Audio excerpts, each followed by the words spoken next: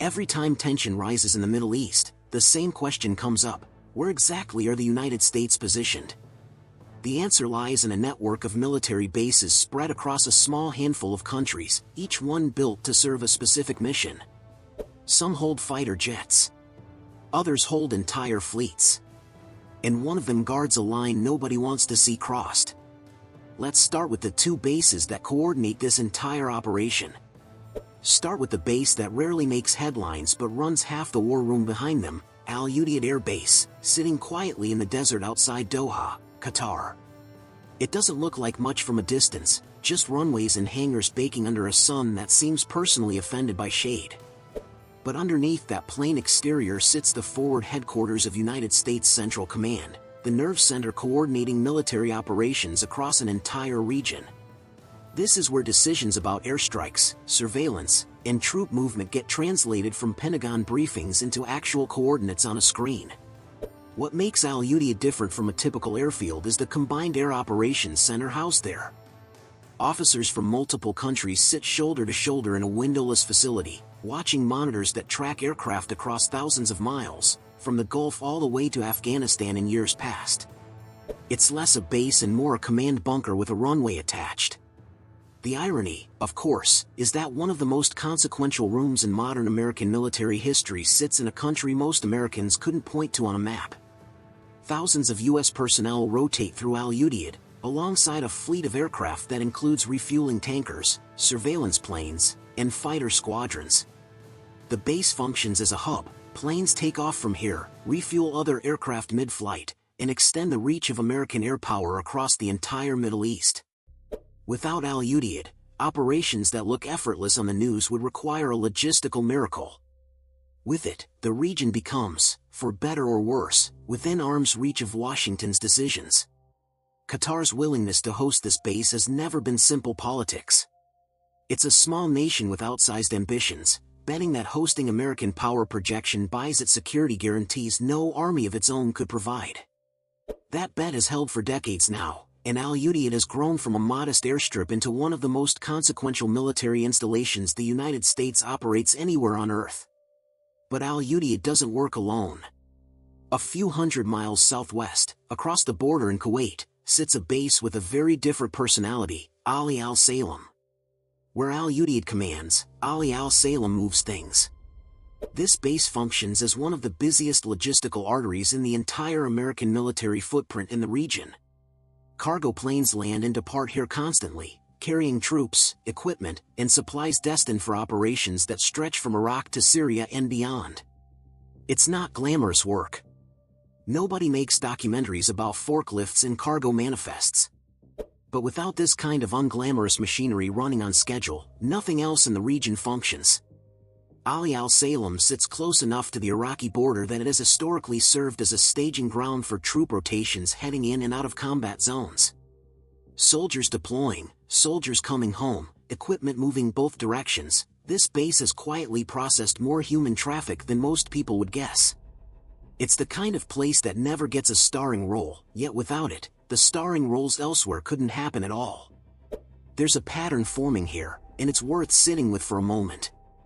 Al Udeid commands the sky and coordinates the strategy. Ali Al Salem moves the people and the cargo that makes strategy possible. One is the brain, the other is the bloodstream. Neither works without the other, and together they explain something most people never think about. American military power in the Middle East isn't one base doing everything, it's a network, each piece built for a job the others can't do. That network is bigger than these two bases alone, and it only gets more interesting from here, because the next layer isn't about air power or logistics. It's about who controls the water beneath it all, and the strait that half the world's oil has to pass through. Before we get there, if this kind of breakdown is something you want more of, the real map, not the headlines, hitting subscribe helps this channel keep doing it right. Roughly a fifth of the world's oil moves through a stretch of water so narrow that, at its tightest point, it's barely wide enough for two supertankers to pass each other safely. That choke point is the Strait of Hormuz, and in 2026, the fear that had hung over energy markets for decades stopped being theoretical. Escalating conflict between the United States, Israel, and Iran spilled directly into that waterway. Tankers came under fire, shipping traffic collapsed, and for a stretch of time, one of the most vital arteries in global trade barely functioned at all. The details of exactly how that crisis unfolded are still being sorted out in real time, and reports have shifted as the situation developed. What's clear is this: the strait that everyone warned could become a flashpoint actually became one. Oil markets felt it immediately, and major shipping companies were forced to reroute vessels around Africa entirely to avoid the risk. And yet, through all of that disruption, something didn't collapse: the ability to respond. That response runs through a naval headquarters sitting quietly in Bahrain, hosting the United States Fifth Fleet. This isn't a fleet in the sense of ships lined up in a harbor, it's a command structure overseeing naval operations across the entire Gulf, the Red Sea, and the waters leading into the Indian Ocean. When the strait turned volatile, this was the command structure absorbing the shock, coordinating escorts, and trying to hold together whatever stability remained in the region's shipping lanes. The Fifth Fleet's job has never been about winning headlines. Much of it is presence, being visible enough that the cost of further escalation stays too high to ignore. In 2026, that presence was tested more directly than at any point in decades. But watching the water was only half the equation. Someone had to watch the sky above it, and that responsibility falls to Al Dhafra Air Base in the United Arab Emirates. Surveillance aircraft, reconnaissance drones, and fighter squadrons operating from Al Dhafra became the eyes tracking missile launches, drone movements, and threats across the Gulf in real time. Al Dhafra doesn't get much public attention, and that's by design. Its value comes from what it prevents, not what it announces. In a year when the region around it turned genuinely volatile, that early warning function stopped being theoretical. Together, Bahrain's fleet and the UAE's airbase form something closer to a nervous system than a checkpoint, one branch feeling the water, the other watching the sky. In 2026, that nervous system faced the exact crisis analysts had warned about for years, and the result reshaped how the world understood the fragility of this single strip of water. Water and air, though, only cover two directions. There's still the question of land, and specifically, the borders where American forces stand not to project power outward, but to hold a line against something trying to push in. That story starts in Turkey, and it gets considerably more complicated. Not every American base in the Middle East exists to strike something. Some exist purely to make sure nothing crosses a line that isn't supposed to be crossed, and that distinction matters more than most people realize. It's easy to picture American military presence as offense, jets taking off, missiles launching, carriers projecting power outward. But a quieter, less discussed function runs underneath all of that: bases that exist almost entirely as tripwires, positioned exactly where friction is most likely to happen. Incirlik Air Base, tucked into southern Turkey, represents one version of this. It's not a forward outpost in a war zone, it's something closer to a strategic anchor, sitting at the intersection of NATO's southern flank and the entire Middle Eastern theater. For decades, Incirlik has stored equipment, hosted aircraft, and served as a staging point that lets the United States move quickly if something in the region demands it. Its value isn't in what it does on any given Tuesday. Its value is in what becomes possible within hours if a Tuesday suddenly turns into a crisis. Turkey's relationship with the base has never been simple either. As a NATO member with its own complicated interests in Syria, Iraq, and the Kurdish question, Turkey's cooperation with Washington shifts depending on the week, the government, and whatever regional dispute happens to be active. Incirlik has occasionally become a bargaining chip in that relationship: access granted, access questioned, access renegotiated. It is, in some ways, less a fixed American asset and more a favor that gets periodically re-earned. Now travel south, away from NATO politics, into a stretch of desert where three borders meet: Jordan, Syria, and Iraq, and you find something with none of Incirlik's institutional weight. This is Tower 22, a small outpost that most Americans had never heard of until January 2024, when a drone strike hit it directly, killing 3 American soldiers and wounding dozens more. It wasn't a headline base. It wasn't strategically glamorous. It was a handful of troops stationed at a remote crossing point, and for one night, it became the center of national attention for the worst possible reason. That attack forced a question most people never think to ask: Why does the United States station troops at a border outpost with no fleet, no runway, no command center, just soldiers, in a location that seems, on the surface, almost incidental? The answer is that Tower 22 exists precisely because of what happens at that three-border seam. Armed groups backed by Iran have used exactly this kind of terrain, the gaps between countries, the places where jurisdiction gets blurry, to move fighters, weapons, and supplies. A base like Tower 22 isn't there to dominate territory. It's there to sit on the seam itself, making that movement harder. The soldiers stationed there understood the risk in a way that's difficult to translate into strategy documents. This wasn't a place where danger was theoretical. It was a place where danger showed up, and where the cost of that positioning became impossible to ignore. Put Incirlik and Tower 22 side by side, and the contrast tells you something the news rarely spells out clearly.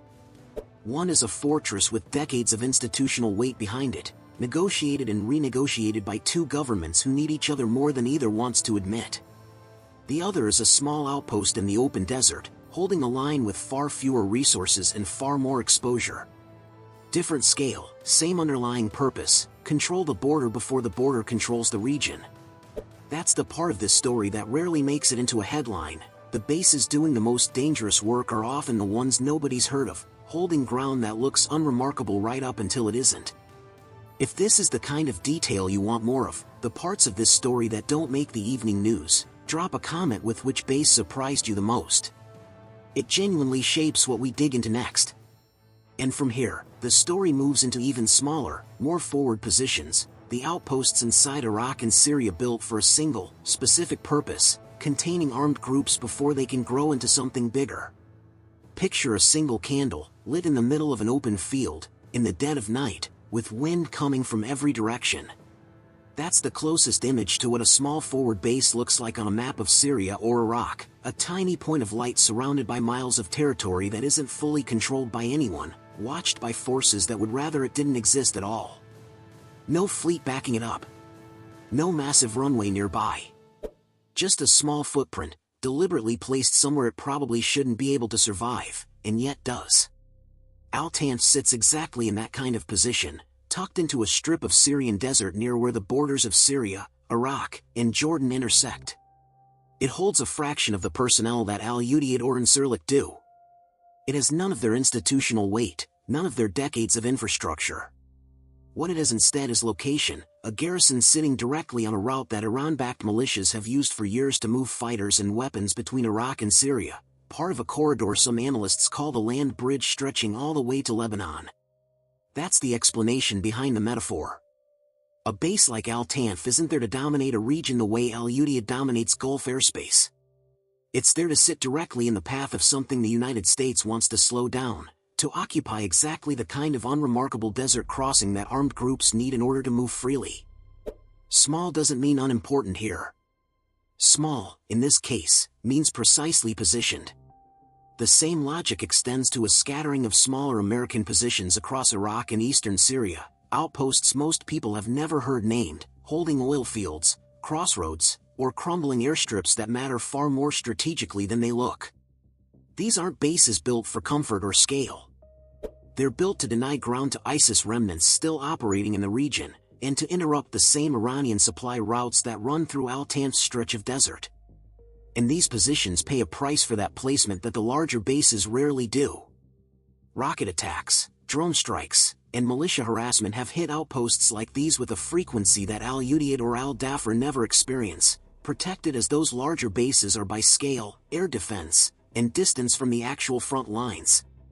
The soldiers stationed at these smaller positions live with a level of exposure that doesn't show up in strategic briefings, only in casualty reports, when something goes wrong. Which raises the obvious question, why keep them there at all, if the risk is this constant? The answer circles back to the same idea running through every base in this video: presence changes what's possible for everyone else. Remove Al-Tanf, and that land corridor opens without friction. Remove the outposts scattered through Iraq and Syria, and ISIS cells currently suppressed find room to reorganize. These aren't bases that win wars outright. They're bases that keep certain outcomes from happening quietly, in places most people will never watch closely enough to notice. Step back now, and the entire map starts to make a different kind of sense. Al-Udeid commands. Ali al-Salem supplies. The 5th Fleet and Al-Dhafra hold the water and the sky over Hormuz. Incirlik anchors NATO's southern flank. Tower 22 held a border scene until the scene turned violent. And Al-Tanf, along with these final scattered outposts, sits directly on top of the routes that armed groups need most. None of these bases exist in isolation, and that's the part most coverage misses entirely. This isn't several unrelated stories about scattered installations, it's a single, interconnected system, where losing one piece doesn't just weaken that location, it changes what's possible for every other piece connected to it. A candle in a field means nothing by itself. 100 of them, positioned deliberately across a map, start to look like something closer to a perimeter. That's the picture most people never get, not because it's hidden, exactly, but because it only makes sense once you see all the pieces laid out together, the way we just did. Every base in this video exists for a reason specific enough to matter and interconnected enough to matter more. The next time tension rises somewhere in this region, and you'll know exactly what that map actually looks like, and exactly why each piece of it is sitting precisely where it is. If this kind of breakdown is what you come here for, subscribe, it genuinely helps this channel keep making them. And if you want to go even deeper, click the video on screen right now, where we break down 2 of America's most elite special forces units.